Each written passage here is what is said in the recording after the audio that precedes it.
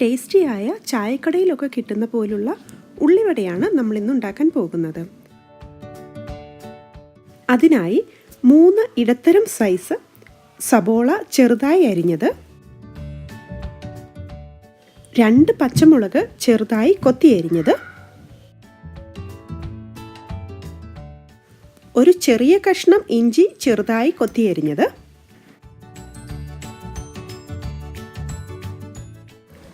കുറച്ച് കറിവേപ്പില ചെറുതായി മുറിച്ചത്, 1 ടീസ്പൂൺ ഉപ്പ്,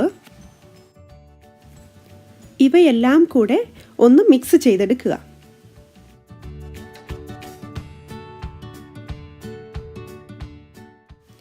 അതിലേക്ക് 1/4 കപ്പ് കടലമാവ്,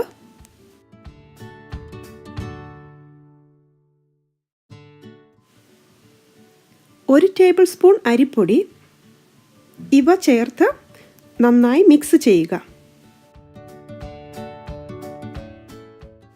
ഇതിലേക്ക് 1 ടേബിൾ സ്പൂൺ വെള്ളമൊഴിച്ച് നന്നായി കൈകൊണ്ട് തിരുമ്മി കുഴയ്ക്കുക.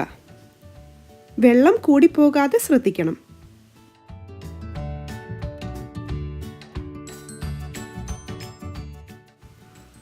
ഇത് വറുത്തെടുക്കാനുള്ള പാത്രത്തിൽ ആവശ്യത്തിന് എണ്ണയൊഴിച്ച്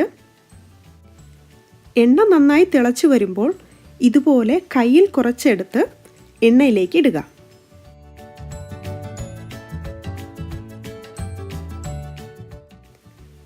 ഇതുപോലെ സൈഡ് ബ്രൗൺ നിറമാകുമ്പോൾ തിരിച്ചിടാം.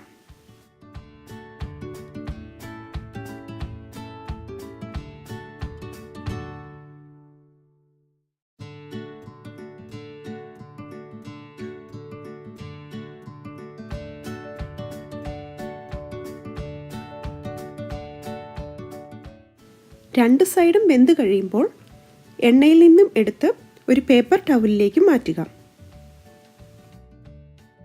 ഉള്ളിവട അല്പം ഒന്ന് തണുത്ത് കഴിയുമ്പോൾ കൂടുതൽ ടേസ്റ്റി ആയിരിക്കും.